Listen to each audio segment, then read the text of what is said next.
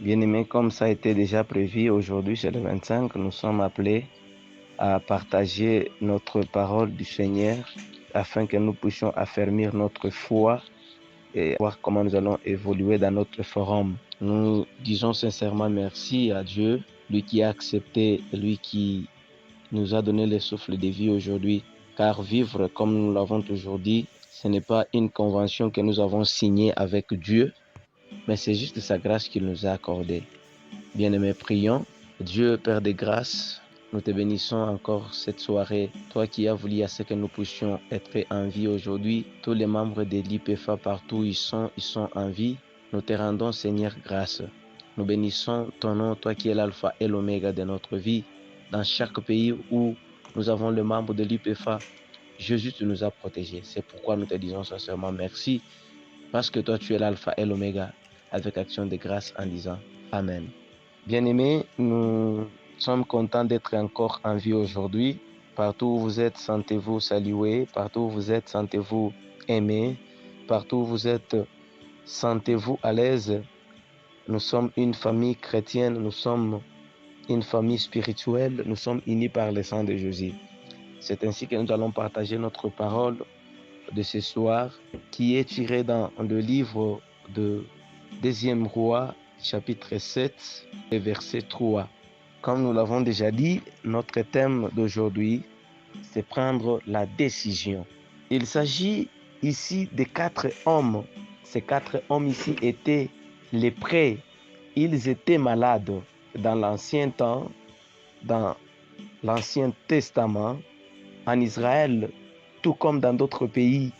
Lorsque quelqu'un est lépreux, cette personne était considérée une personne qui était négligée. C'était une personne qu'on devait isoler avec d'autres personnes parce qu'il devait contaminer, parce que c'est la personne qui était nuisible avec les autres.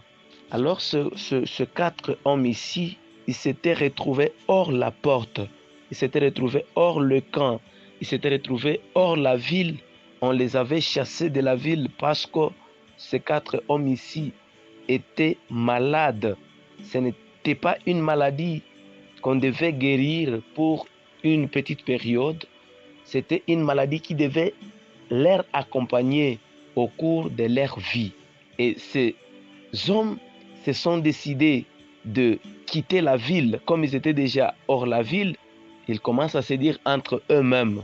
Lorsqu'ils ont pris la décision de quitter l'endroit là où ils étaient, si nous pouvons d'abord lire 2e Roi chapitre 7 verset 3. Or, 4 hommes se trouvaient car ils étaient lépreux à l'entrée de la porte et ils se disaient entre eux, pourquoi restons-nous ici, attendre la mort?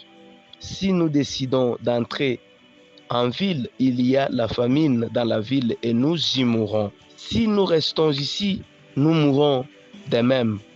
Venez, désertons et passons au camp des Armaïens. S'ils nous laissent la vie, nous vivrons, et s'ils nous tuent, eh bien, nous mourrons. Au crépuscule, ils se levèrent pour aller au camp des Armaïens. Ils arrivèrent à la limite du camp et voilà qu'il n'y avait personne, car Yahvé avait fait entendre dans les camps des Arméens un bruit de chars et de chevaux, des bruits d'une grande armée. Ils s'étaient dit entre eux, le roi d'Israël a pris à solde contre nous les rois des Hittites et les rois d'Égypte pour qu'ils marchent contre nous. Et voilà, bien-aimés, les 4 lépreux ici, ils ont été déjà chassés de leur ville. On les avait chassés parce qu'ils étaient lépreux. Ils étaient déconsidérés. Ils étaient nuls dans la vie des autres. C'est dire entre eux-mêmes, si nous restons ici où nous sommes, hors le camp, nous allons mourir. Si nous allons dans la ville qui est devant nous, il y a une famine, nous allons encore mourir. Alors si tel est le cas, là où nous sommes, si nous y restons pendant des années, pendant des jours, des semaines, des mois, nous allons mourir. Comme dans la ville aussi, il y a une grande famine. Nous allons encore, même si nous entrons là-bas, nous allons mourir. Et ces 4 lépreux prirent une décision d'aller dans les camps des Syriens. Ils ont dit quelques mots qui m'ont un peu donné la force, qui m'ont donné un peu le courage pour que je puisse aussi prendre ces passages afin que nous puissions les partager. Ils disent ceci: désertons et passons au camp des Armaïens. S'ils nous laissent la vie, nous allons vivre. Et s'ils nous tuent, eh bien, nous mourrons. Ils ont pris la décision. Allons dans les camps de Syriens. Si ces gens-là nous laissent la vie, si nous laissent la vie, nous allons vivre. Et si ces gens décidaient de nous tuer, qu'ils nous tuent, ce n'est pas un problème, nous allons mourir. Dieu a vu le courage. Dieu avait vu la décision de ces 4 lépreux. Malgré qu'ils étaient lépreux, je sais que parmi nous, partout où vous êtes, vous avez déjà vu quelqu'un qui est lépreux. C'est une personne dont ses orteils et ses doigts sont déjà coupés. Ce sont des personnes qui n'ont pas des orteils. Ce sont des personnes ici, c'est la lèpre qui a touché les mains, même les doigts tombent comme ça. Mais pour manger, c'est tout un problème. Ce sont les gens qui ont des difficultés, même pour porter les chaussures, parce qu'ils ont une maladie. Mais écoutez, ces gens ici, ils ont accepté de prendre une décision, malgré que la ville, leur foule, leur famille les ont rejetés à cause de cette maladie. Mais ils ont pris une décision. En prenant cette décision, Dieu avait vu leur courage, Dieu avait vu leur fermeté, Dieu avait vu leur position. Et Dieu a eu le courage de descendre et aider ces lépreux. Si nous voulons que Dieu puisse se manifester dans nous, dans l'UPFA, il suffit d'abord de prendre une décision. Malgré ce que nous sommes, je sais que nous n'avons rien. Je sais que nous sommes d'abord dans un premier temps négligés, méprisés par certaines personnes. Et qu'est-ce qu'ils ont fait? Qu'est-ce qu'ils vont faire? Qu'est-ce qu'ils feront ces gens ici? Mais je sais qu'avec la décision que nous allons prendre, notre Dieu viendra nous mettre, nous viendra en aide pour nous secourir afin que notre décision puisse tenir, afin que notre décision puisse marcher. Ces 4 lépreux, lorsqu'ils se sont mis en route vers le camp des Armaïens, vers le camp des Syriens, la Bible me dit que lorsqu'ils marchaient vers le soir, Dieu avait vu leur décision. En regardant leur position qui était affermie, ils ne reculaient plus. Nous allons seulement là-bas. Or, la Syrie, dans l'époque, c'était, dans l'Ancien Testament, c'était une ville là où il y avait des hommes bien armés. Les gens qui savaient bien tirer, les gens qui savaient bien se battre. Mais les 4 personnes, et puis n'étaient pas normales. Ce sont les gens qui étaient lépreux, les handicapés, si je peux dire comme ça. Ils ont pris une décision entre eux, disant que nous allons, si ces gens nous laisser vivre, si nous laisser vivre, nous allons vivre. S'ils acceptent de nous tuer, peu importe qu'ils nous tuent, ce n'est pas un problème. Et Dieu avait vu leur décision. Lorsqu'ils marchaient vers le soir, la Bible me confirme en disant ceci, que lorsqu'ils marchaient, Dieu a transformé leurs pieds, les bruits de leurs pieds, comme les chars de combat qui marchaient, comme les chevaux, les gens qui étaient lépreux.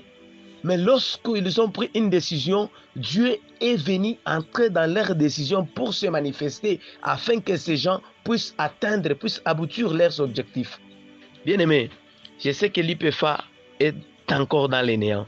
Je sais que l'UPFA, présentement, notre ONG n'a rien. Je sais qu'au moment où nous sommes, l'UPFA est en train de se rechercher quoi faire pour que nous puissions aboutir à des objectifs et projets, missions. Nous sommes appelés à prendre une décision ferme. Peu importe les difficultés que nous allons traverser, peu importe les insultes que nous allons subir, peu importe de tortures, peu importe de problèmes, peu importe de difficultés, nous sommes appelés à être fermes dans notre décision. D'abord, prenons la décision. Si nous prenons une décision, c'est à ce moment-là que Dieu viendra dans notre décision. Dieu cherche que toi et moi puissions décider pour l'UPFA afin que l'Afrique puisse se tenir debout. L'Afrique ne peut pas se tenir debout si toi et moi et l'autre nous n'avons pas encore pris la décision. Il suffit de prendre la décision et notre décision va délibérer et notre décision va rendre l'Afrique libre parce que c'est la RDC qui va décider, parce que c'est les Ghana qui va décider, c'est l'Éthiopie, c'est la République centrafricaine, c'est les Togo. Lorsque nous allons prendre cette décision ensemble, une décision qui est ferme, et Dieu descendra pour nous tenir et Dieu descendra pour nous aider. Lorsque nous allons rester sans décision, en train d'observer, regardez les 4 lépreux ici, s'ils étaient restés à la porte de la ville, à l'entrée de la ville, sans toutefois prendre aucune décision, je ne crois pas que ces gens ici pouvaient trouver à manger. Lorsqu'ils ont pris la décision, lorsqu'ils marchaient, la Bible me dit que Dieu a transformé l'air pas, le bruit de l'air pas, comme le bruit des chevaux, comme le bruit d'une grande armée qui marchait. Et lorsque les Syriens ont écouté le bruit, ils ont dit que non, le roi est allé chercher les gens qui pouvaient nous combattre, est allé prendre les gens, les Égyptiens, les Hittites et autres pays, afin que nous puissions nous battre avec eux. Fuyons. Partant de leur décision, Dieu les avait aidés. Bien-aimé, si tu n'as pas encore pris la décision, il est temps que tu puisses prendre la décision. Accepte de souffrir pour la génération future, pour les gens qui vont nous suivre. Accepte de prendre la décision. Ta décision fera de sorte que l'autre qui est à tes côtés puisse voir ta décision. Il va aussi s'élever. Afin que nous puissions aussi nous tenir debout. Afin que l'Afrique soit aussi en marche. Il suffit que toi et moi, il suffit que tous les membres de l'IPFA puissent prendre leurs décisions. Et Dieu interviendra dans nos décisions. Si nous ne prenons pas de décisions, nous restons des observateurs. Nous restons des gens qui observent ce que les autres font. Nous ne ferons rien. L'Afrique restera dans la même situation et l'IPFA ne fera rien. Et lorsque toi, tu vas prendre la décision, lorsque frère William prendra la décision, lorsque pasteur Lucien, lorsque tel va prendre la décision, l'Afrique va se tenir debout. Bien-aimé, je suis en train de t'exhorter afin que tu puisses prendre la décision. Ces 4 lépreux ici, les gens qui manquaient les orteils, les gens qui manquaient les doigts, mais ils ont pris la décision afin qu'ils puissent trouver à manger. Ils ont pris la décision et enfin ils ont trouvé à manger. Mais que dire de toi et moi? C'est le moment que nous puissions prendre la décision, que nous puissions nous débarrasser de cette fameuse situation de l'Afrique, que nous puissions nous débarrasser de la situation dans laquelle se trouve notre continent. Il suffit seulement de prendre la décision. Une fois que nous prenions la décision, l'Afrique va se tenir debout. Toi qui m'écoutes en ce moment, toi qui es en République centrafricaine, toi qui es en Chine, toi qui es en République démocratique du Congo, au Togo, au Mali, partout où vous êtes, vous me suivez, prenez la décision. C'est dans la décision que Dieu interviendra pour nous donner tout ce que nous voulons. Aussi longtemps que nous n'avons pris la décision, Dieu aussi ne peut jamais nous assister parce que nous resterons des hommes faibles, des hommes sans décision. Il suffit de prendre la décision et notre Dieu viendra nous aider. Et notre Dieu viendra accomplir nos missions. Et notre Dieu viendra accomplir nos projets. Et notre Dieu viendra nous aider, nous secourir parce que nous avons déjà une décision. Sans une détermination ferme, sans une décision affermie, nous resterons tels que nous sommes. Bien-aimés, ça fait vraiment mal de voir les Africains qui sont traités comme des nègres, qui sont traités comme des animaux, qui sont traités comme des histoires, qui sont traités comme des vers. Il est temps que nous puissions prendre la décision. Si ta décision est ferme, si ma décision est ferme, la décision de celui-là aussi est ferme, et tous les pays membres, que leur décision soit ferme, je crois que l'Afrique va se tenir debout. Les autres et d'autres pays suivront ce que nous allons faire. L'Afrique en entièreté se tiendra et prendra une décision ferme. Aussi longtemps que nous n'avons pas de décision ferme, l'Afrique restera dans la même situation. Bien aimé, ça fait mal. Ça fait mal de voir les Africains qui sont en train de souffrir, les Africains qui mangent comme des animaux, les Africains qui dorment comme des souris, les Africains qui vivent dans des maisons des animaux. Si toi, tu n'as pas encore pris la décision, Dieu ne peut jamais intervenir. Il suffit que toi, tu puisses prendre la décision. Il suffit que moi, je prends aussi ma décision pour l'Afrique, pour la cause de l'Afrique, je dis bien, pour la cause de l'Afrique. Et notre Dieu va nous secourir. Regardez, les 4 lépreux ont décidé et Dieu les avait secourus. La situation auquel tu te retrouves, prends la décision, tu vas en sortir. Les problèmes qui rongent l'Afrique, prenons la décision, nous allons nous en sortir. La situation qui est en train de mettre ton pays à genoux, prenons la décision, nous allons nous en sortir. Aussi longtemps que nous n'avons pas pris la décision, nous n'allons pas nous en sortir dans la situation auquel nous nous retrouvons. C'est la clé qui amène l'homme à faire des choses difficiles. C'est la clé qui amène l'homme à prendre certaines choses qui sont difficiles dans l'esprit, mais avec la décision, nous pouvons, avec l'aide du Seigneur. Si nous ne décidons pas, nous allons rester tels que nous sommes de génération en génération. Nous serons des pions, nous serons des jouets. Ce n'est pas mal d'être en relation avec les Occidentaux, mais les Occidentaux aussi doivent aussi dépendre de nous. Ils dépendront de nous comment si on n'a pas une décision. Si seulement nous acceptons de prendre une décision, cela va nous amener très loin. Cela va nous pousser à faire de grandes choses inimaginables. Bien-aimés, voilà, nous sommes arrivés à la fin de notre partage pour cette soirée. Nous bénissons l'Éternel Dieu, lui qui a voulu à ce que nous puissions partager sa parole. Nous bénissons le visionnaire, lui qui a voulu nous donner aussi cette tâche, et tous les membres du comité international. Que Dieu vous bénisse abondamment. Nous allons prier pour la clôture. Éternel Dieu, nous te bénissons encore pour la seconde fois. J'ai remis les membres de l'IPFA dans tes saintes mains. En commençant par les visionnaires, notre Dieu, donne-lui la force, donne-lui le courage, donne-lui la décision, donne-lui une bonne santé, donne-lui la sagesse et l'intelligence, comme tu l'avais donné au roi Salomon, afin qu'il puisse diriger, afin qu'il puisse conduire, qu'il puisse atteindre ses objectifs, parce que je sais que ces objectifs sont spirituels. J'ai remis tous les membres, tous les pays membres de l'IPFA dans tes saintes mains. Donne-nous le courage, la persévérance, afin que nous puissions atteindre nos objectifs, nos missions, nos projets. Que ton Esprit Saint nous comble, que ton Esprit Saint nous donne la sagesse, comment nous diriger, comment aller de l'avant. Sans ton Esprit Saint, nous ne ferons rien. Que ton Esprit Saint puisse nous conduire, que ton Esprit Saint puisse nous protéger. Au nom puissant de Jésus, Christ qui règne pour les siècles des siècles, nous prions ici avec action de grâce. Amen.